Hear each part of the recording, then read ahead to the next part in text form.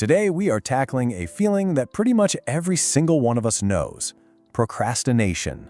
I mean, we all do it, right? But what is actually going on inside our heads when we decide to put something off, even when we know, deep down, it's a terrible idea? You know that feeling? You've got a massive deadline breathing down your neck, and all of a sudden, cleaning out the fridge feels like the most urgent, most important task on the planet. Yeah, if that sounds familiar, you are definitely not alone. Not even a little bit. In fact, check this out. One study found that a whopping 70% of university students call themselves procrastinators. So this isn't some kind of personal flaw or a simple sign that you're lazy. It's just a fundamental part of being human.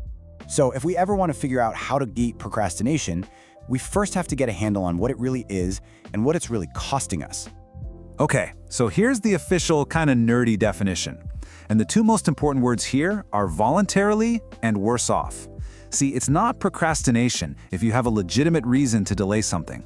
It's only procrastination when you choose to do it, even though you have a nagging feeling it's going to bite you later. And that's where we find the real cost. This isn't just about wasting time. It's this nasty little cycle that churns up stress, anxiety, and a whole lot of guilt, which over time can really do a number on our self-esteem. Okay, so if it makes us feel so crummy, why on earth do we keep doing it? Well, the answer has almost nothing to do with the task itself.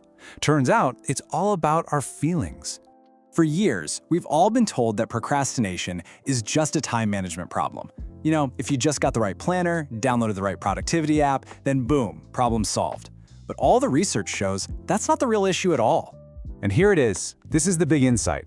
Procrastination isn't a time management problem, it's an emotion regulation problem.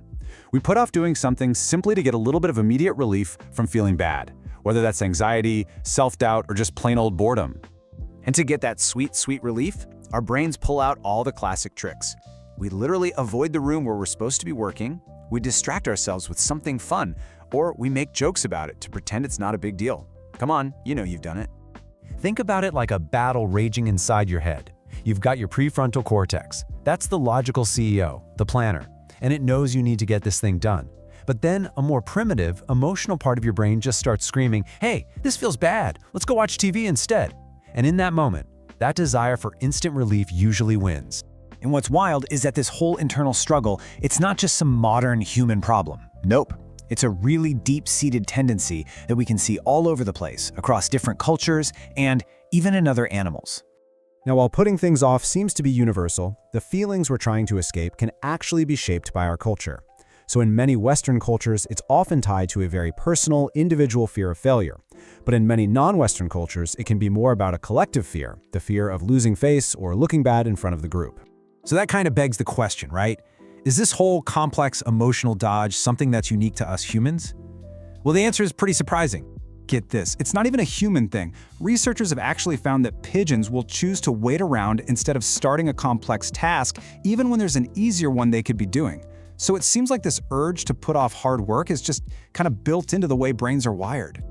Okay, so now for the good stuff.